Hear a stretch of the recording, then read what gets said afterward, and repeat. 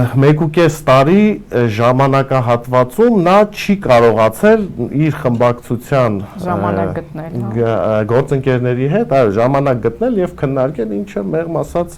այսպես ծիծաղելի է, այսինքն եթե նման օրինակ կարևորություն ունեցող օրինագծի մասին է խոսքը գնում ըստ իրենց այսպես տեսլականի եւ նրանք 1.5 տարի ժամանակ չեն գտել, որ իրենց հետ խոսեն, ել չեմ ասում փորձագիտական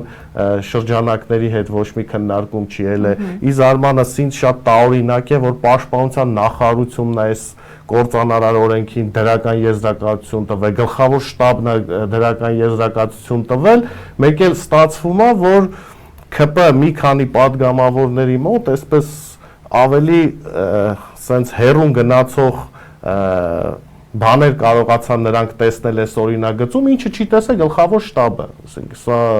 ցավալի է արձանագրել էլի նման բաները, իմ կարծիքով ուղղակի հակառակը պետք է լիներ, որ գլխավոր շտաբը պետք էր այդ ուղղությունները ցույց տար եւ ասեր իրեն ինչ է պետք, բայց ստացվում է, որ նրանք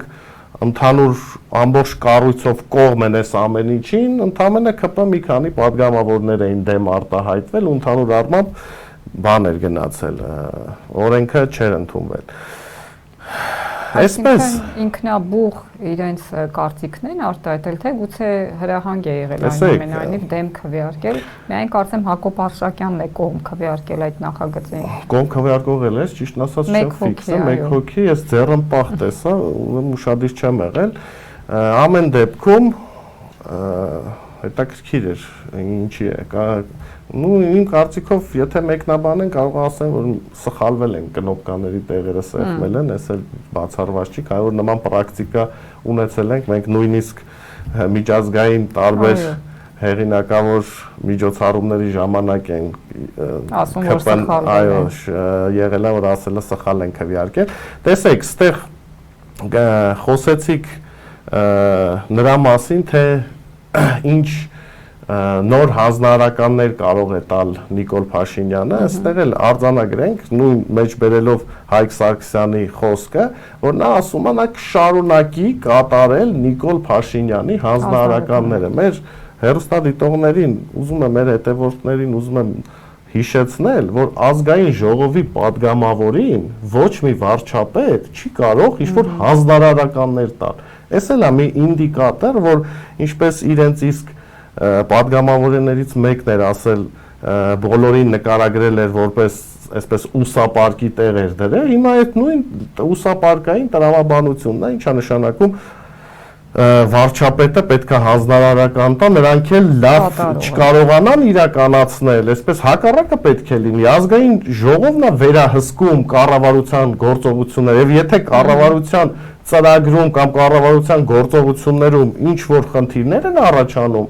այդ վերահսկման մեխանիզմը падգամավորներին է անձեռված, այլ ոչ թե հակառակը։ Այսինքն մենք այսօրվա դրությամբ ունենք մի իշխանական падգամավորների խումբ, որին վարչապետ Նիկոլ Փաշինյանը, գուցե նաև նրա օգնականը, ես չգիտեմ ինչ մեխանիզմով այդ հանձնարարականները իջնում, կարող է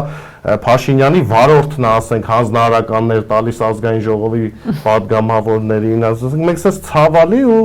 տխուր իրավիճակ ունենք այսօրվա դրությամբ, ինչը խոստովանում են հենց իրենք, մենք սա իմ ենթադրությունները չի, որը էլի կարար տրամաբանական լիներ, տարբեր, այսպես հանրային խոսքում էլ փորձագիտական կարծիք կա, որ նման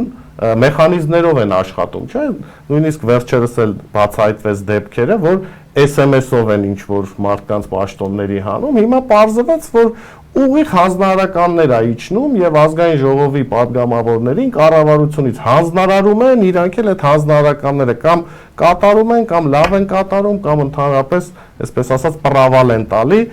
իսկ Հայկ Սարգսյանի խոսքից ես հասկացա, որ նա պրավալ է տվել այս օրինագիծը իր իսկ այսպես ընկալումներում, ես չգիտեմ, թե որտեղից է նա ինչ-որ տվյալներ վերցրել, հետևելով ազգային ժողովի Պաշտպանության հանձնաժողովի նիստին պարզվեց ինչ-որ արհեստական բանականությունից է տվյալներ վերցրել, որը նույնիսկ զարմանք առաջացրեց Անդրանիկ Քոչարյանի մոտ, այսպես ինչ-որ խառը պատմություններ է, որի վրա նույնիսկ իրենք են ծիծաղում եւ զավեշտալի է, բնական է, այն փաստը, որ մարդը, падգամավորը, օրինագիծը շրջանառության մեջ դրել իր իսկ ընկալումներում քննարկումների փուլերով անցել է, եկել է ազգային ժողով ու հենց ինքը դեմ է քվեարկել։